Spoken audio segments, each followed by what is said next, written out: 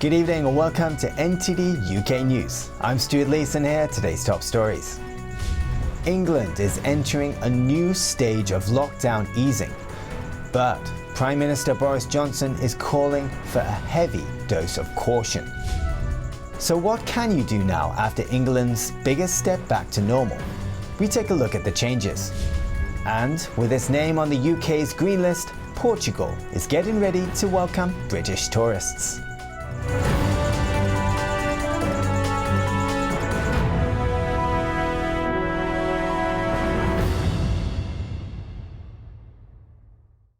England is entering a new step in lockdown easing, with indoor socialising and physical contact being allowed again. But Prime Minister Boris Johnson is calling for a heavy dose of caution. In a video released by 10 Downing Street, Prime Minister Boris Johnson says England can move to Step 3 of the roadmap out of lockdown. He says this is due to the success of the vaccination programme and people following the rules. Johnson says the roadmap to freedom is irreversible, but reminds people to be careful.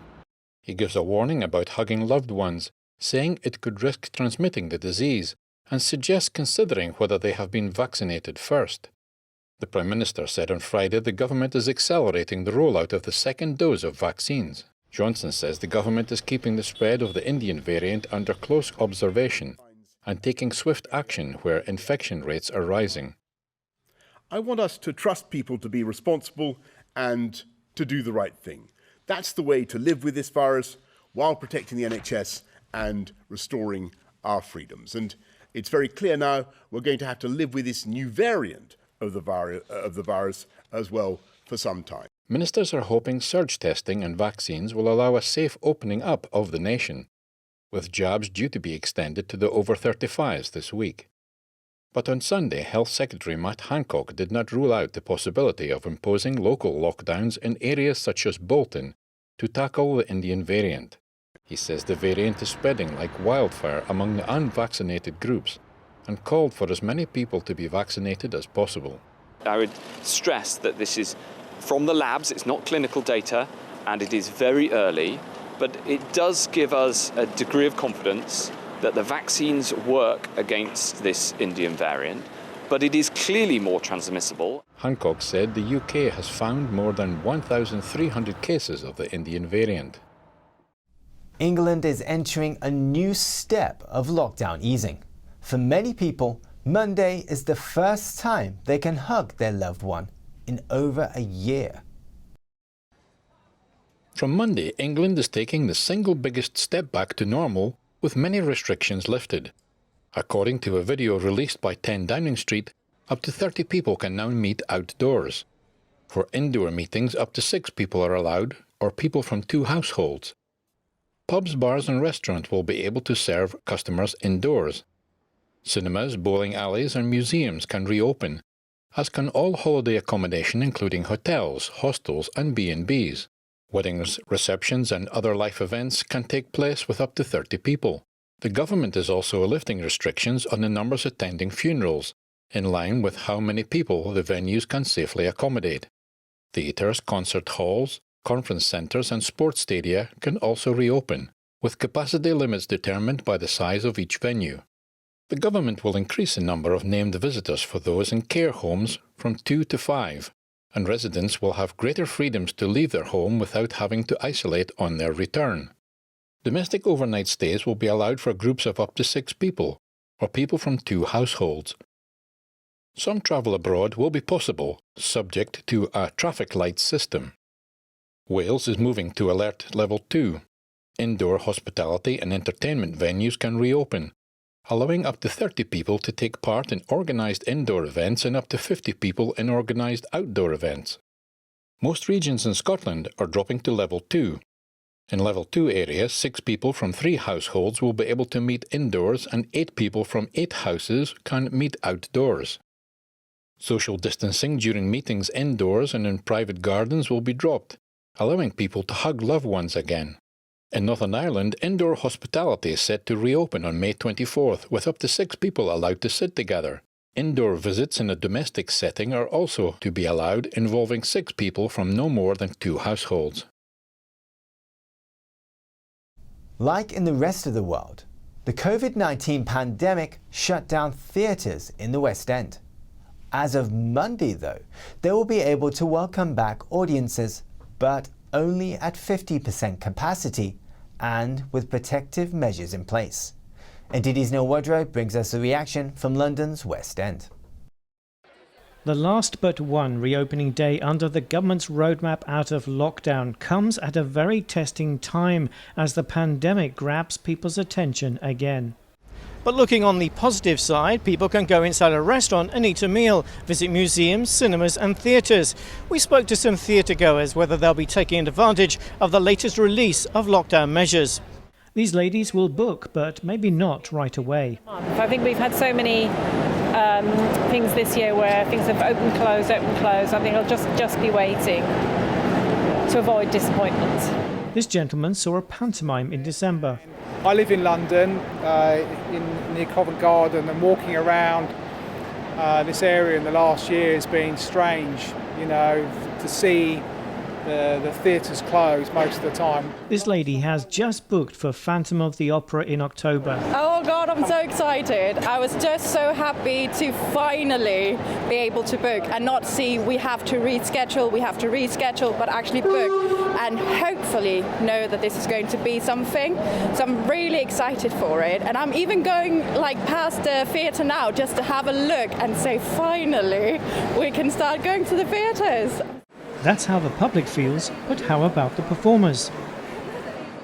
Oh, it feels wonderful. It feels heartwarming. It feels exciting, exhilarating. It feels like coming back home, really.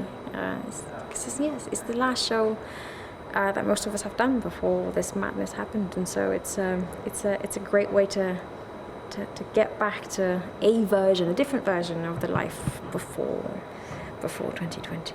Lighting designer Elliot Griggs had to make ends meet in between. I was working for Tesco for the whole of the last year whilst theatres have been closed.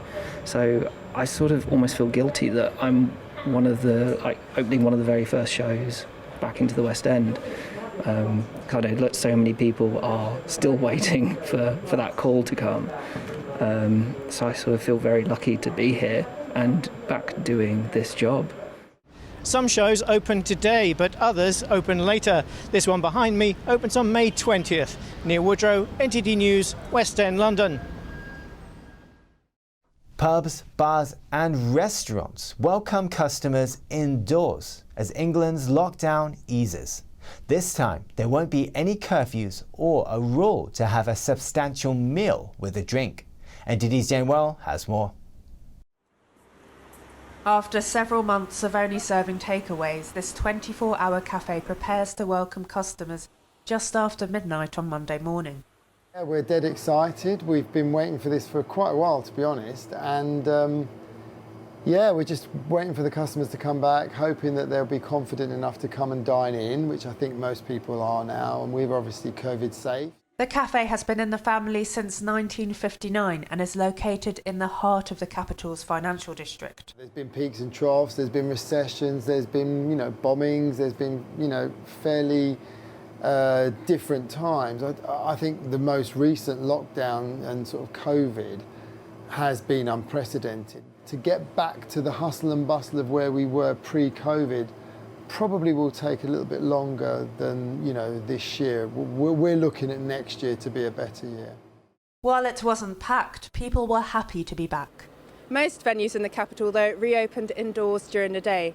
For many people, it feels like a step closer to normality. It's so nice. It feels like life's getting back to normal again. It's also still freezing outside, so don't have to eat food within 2 minutes to stop it from getting too cold. The idea of eating outside was nice, but only nice once, and then you soon realise actually it's too cold to eat outside. This time around, there isn't a curfew on pubs and bars or the rule to have a substantial meal with a drink. A relief to be open for restaurants like this one, with staff happy to be making dishes for their customers again. Good, nervous, excited. There's always a little bit of a worry at the back of my head, but that's part of my job.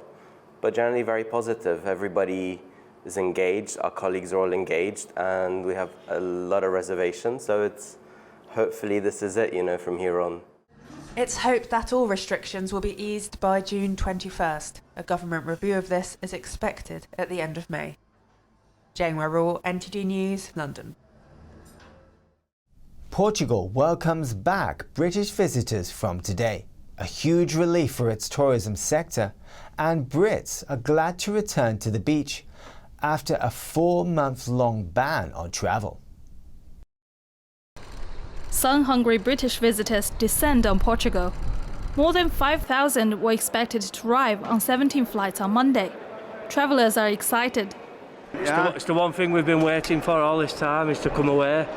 And what a better place to come than Portugal. Love it, absolutely love it. A bit of a rigmarole with the booking of the test, but other than that, fantastic. I love the country, so I couldn't wait to be back. So great to have it come back into the green zone, as they say. So yeah, really happy. Oh, it's just fantastic. The feeling's unbelievable. We've got sun, we've got the people, the beaches, the bars. Can't wait. It comes after a 4-month-long ban on travel between the two countries.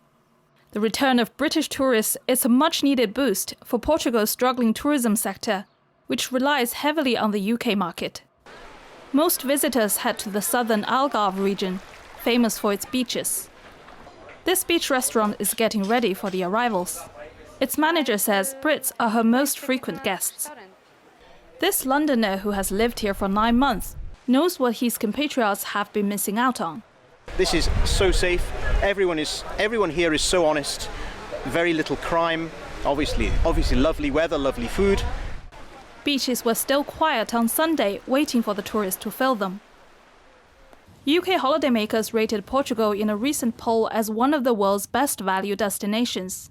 Some 89% of people surveyed believe the country offers good value to visitors. And the Algarve is also the cheapest Eurozone destination for tourist staples. The UK added Portugal to a green list of low-risk destinations a week ago. That means there's no need to quarantine for COVID-19 when returning home. As a result, holiday bookings to Portugal skyrocketed. Data from Skyscanner shows bookings from Britain to Portugal this month have gone up over 600%. And at the end of last week, Portuguese authorities announced Brits would be allowed to enter from Monday. This decision, though, came with some delay, leading some to cancel or change their bookings. Visitors from Britain must now present a negative test taken 72 hours before boarding their flights to Portugal. EU rules prohibit non-essential travel from outside the bloc, making Portugal's decision to allow in UK tourists an exception. Portugal has lifted the majority of lockdown rules, but bars and clubs remain closed, and restaurants must close at 10:30 p.m. 4 men were arrested over the weekend for shouting anti-Semitic abuse on the streets of London, after videos of their action were shared on social media. Online footage showed a convoy of cars with Palestinian flags passing down Finchley Road in North London. Passengers in the cars were shouting offensive language and violent threats against Jews. Their behaviour was condemned by politicians across the political divide. Prime Minister Boris Johnson said there is no place for anti-Semitism in our society. He said, "I stand with Britain's Jews who should not have to endure the type of shameful racism we have seen today." Labour leader Sir Keir Starmer described the incident as utterly disgusting and said there must be consequences. Scotland Yard said 4 men were arrested on suspicion of racially aggravated public order offences. They were taken into custody at a West London police station. London Mayor Sadiq Khan thanked the Met for their swift action. He said, "Here in London, we have a zero-tolerance approach to hate crime." Still to come, the US says the Hamas attack on Israel has no justification as Hamas is a terrorist group. Find out more about that after the break.